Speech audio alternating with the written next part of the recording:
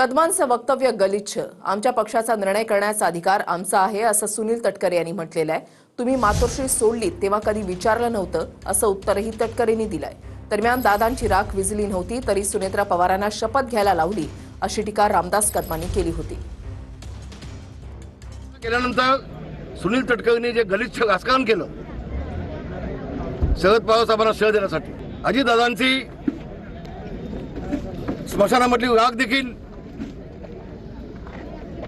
विझली नव्हती, शांत झाली नव्हती. असं असताना वहिनींना मंत्रालयामध्ये घेऊन त्यांना शपथ घ्यायला लावला. त्यांना शपथ घ्यायला का 10 दिवस गेले असतं तर काय झालं असतं. पण हा माणूस किती चाणाक्ष आणि चालाक आहे बघा. त्यांना असं वाटलं की शरद पवारसाहेब ताबा घेतील. रामदास कदमांच्या वरती कारण त्यांचं जे गलिच्छ वक्तव्य आहे त्याबद्दल मी अधिक बोलू इच्छित नाही. कारण दगड चिखलामध्ये मारणं म्हणजे आपल्या अंगावरती चिखल ओढून घेणं.